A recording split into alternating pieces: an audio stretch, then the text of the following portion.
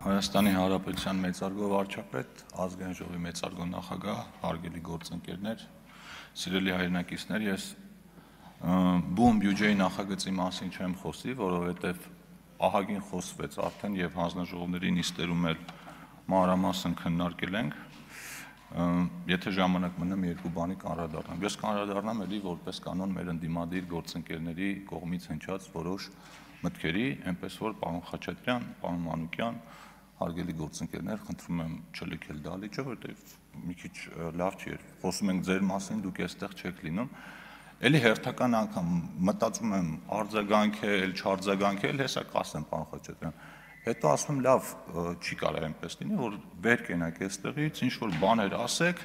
անցնի գնա։ Մարդիկ էլ մտածեն ճիշտ են ասում։ Եկեք հերթով սկսենք, էլ չգիտեմ ժամանակը ինչքան կհերիքի, որովհետև կարելի է մի ժամ ուղիղ խոսել այս ամեն ինչի մասին, բայց եկեք սկսենք։ Պետական պարտքից մեռանք այդ մասին խոսելով, բացատրելով, ներկայացնելով, իմ կարծիքով բացատրելու կարիք էլ չկա, շատ լավ գիտեք այդ ամեն ինչը, բայց շարունակում եք այդ թեման շահարկել։ Օրինակ երեք պարոն Ավետիսյանը ֆինանսների նախարարին հարցնում ասում է,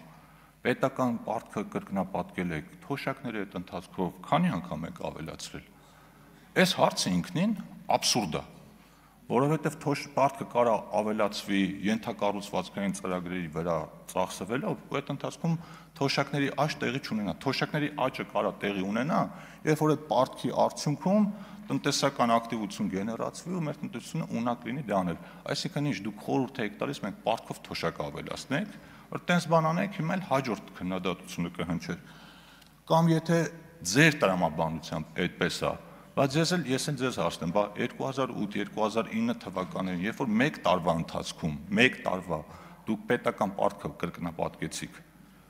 1.5 թե 1.8 միլիարդ դոլարից սարքեցիք ավելի քան 3 միլիարդ դոլար, այդ թոշակները տենց կտրուկ բարձրացրել եք, այդ թվերը կարող եմ տալ, ուսումնասիրեք, եթե հետաքրքիր է, կամ ասում եք պարոն Խաչատրյան, եթե պետական պարտքը չլիներ տնտեսության վրա դա չներգրավեր, ինչ ազդեցություն կուներ։ Դուք այնպեսի հարց եք տալիս, որ ասենք դրա համար ինչ որ կարելի է դոկտորական պաշտպանել այդ թեմայով, վերջում սխալ դուրս գալ։ Բայց դուք մի հատ հետաքրքիր բաներ եք անում, վերցնում եք պետական պարտքի աճը, համեմատում եք ժամկետանց վարկեր ունեցողների վիճակագրության հետ։ Մի րոպե, դուք, պարոն Խաչատրյան, շատ հետաքրքիր ոճ ունեք, դուք կարաք ուղիղ չասեք, բայց մի բանը մի բանի հետևից կապելով նես ներկայացնեք, որ մարդիկ մտածեն, այս երկու երևույթները իրար հետ պատճառահետևանքային կապի մեջ են։ Պետական պարտքի մասին խոսելուց անմիջապես հետո մի հատ կնայեք ձեր ելույթը։ Ասում եք Հայաստանի Հանրապետությունում ժամկետանց վարկեր ունեցողների կշիռը 2000 մարդկանց թիվը 2017 թվականին այսքան էր 30 քանի հազար, հիմա հարգելի հայրենակիցներ դարձել է այսքան։ Ուրեմն նախ պարոն Խաչատրյան, ձեզ ասեմ, որ ժամկետանց վարկեր ունեցող մարդկանց ցուցանիշը, որը կենտրոնական բանկը ներկայացնում է, դա կൂട്ടակային ցուցանիշ է։ Այսինքն ինքը ամեն տարի աճում է եւ դրա մեջ ներառվում է նաև նախորդ տարիներին ժամկետանց վարկեր ունեցող մարդկանց թիվը, դա չի պակասում։ Անգամ մահացած մարդկանց տվյալները մնում են այդ ցուցանիշի մեջ, այդ թիվը չի կարող պակասել։ Ես ավելի պարզ օրինակով ասեմ, որ մեր հայրենակիցներն էլ պարզ լինի։ Օրինակ, պարոն Խաչատրյանը, եթե 2021 թվականի ընթացքում 4 անգամ մանիպուլյացիա է արել այս ամբյոնից, 2022 թվականին արել է 3 անգամ մանիպուլյացիա, այդ ցուցանիշը կլինի 7։ Ու դա չի պակասի, պարոն Խաչատրյան։ Հեսակ չդիմացա պարոն Խաչատրյանի ներվերը, բայց դա նորմալ է։ Եթե ճիշտ ցուցանիշն եք ուզում, հարգելի գործընկերներ, այդ ճիշտ ցուցանիշը ասեմ, բանկային համակարգում առևտրային բանկերի չաշխատող ակտիվների տեսակարար կշիռը 2017 թվականին եղել է ավելի քան 6%, 2025 թվականին եղել է 1.08%։ Այս ես էլ կարամ պարոն Խաչատրյանին նվիրեմ, ափսոս գնաց պարոն Խաչատրյանը։ Բայց էլի բաներ կար, էլի կարող ենք ասել։ Էլ ինչի մասին պիտի խոսենք։ Բանակաշինության, դպրոցաշինության մասին, պարոն Մանուկյան, մի շաբաթ առաջ ստատուս եք գրում, ասում եք, ընդունել եմ բանակից նոր զորացրված երիտասարդների, քննարկել ենք բանակի խնդիրները, ու սենց մի հատ արտահայտություն եք անում, ասում եք, դեղերի, առաջին անհրաժեշտության ապրանքների եւ այլ բաների խնդիրը դա միայն խնդիրների մի մասն է, ու հետո ասում ենք իրար հետ կլուծենք։ Ես ինչքան գիտեմ, մեր բանակը ոչ ձեր օգնությամբ դեղերով համալրվելու կարիք ունի, ոչ էլ ձեր օգնությամբ, այդ, ասենք, եթե խոսեիք մի 10 տարի առաջվա մասին, ասենք, հա, բայց հիմա ես այդ հարց ուզում եմ երեք պարոն Պապիկյանին տայի, չստացվեց, ուրիշ հարց տվեցի, բայց պարոն Պապիկյանը ներկայացրեց, ու դուք էլ փակ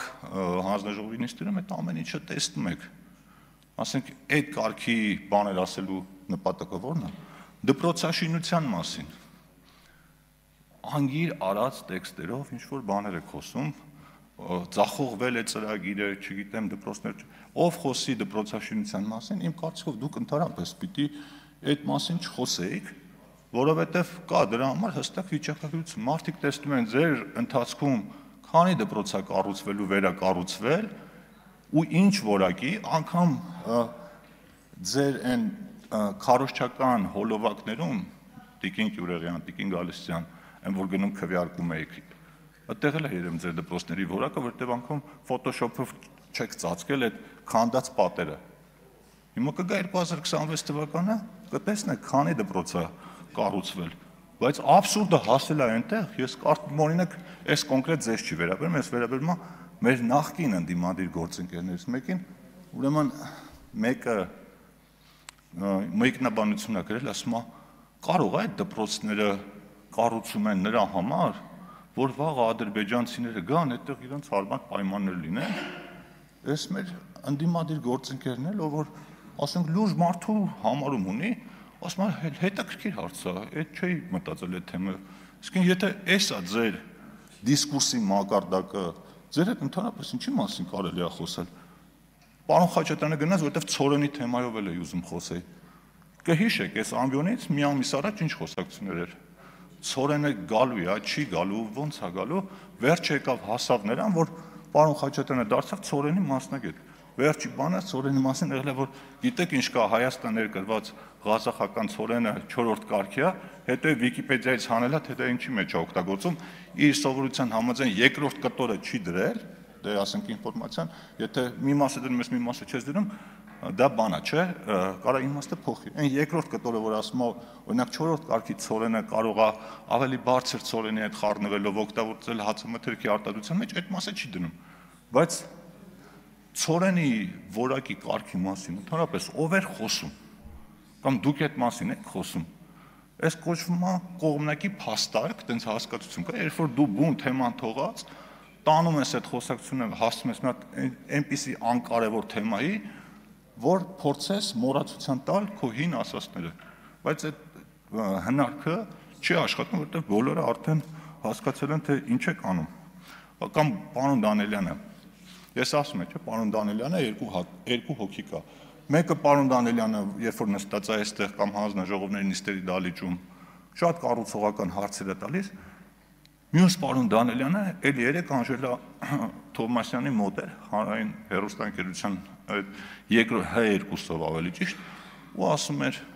ինչ է խոստացել Փաշինյանը անասնակերի դիմաց, ինչ է զիջելու, ասենք, ով ինչ զիջի,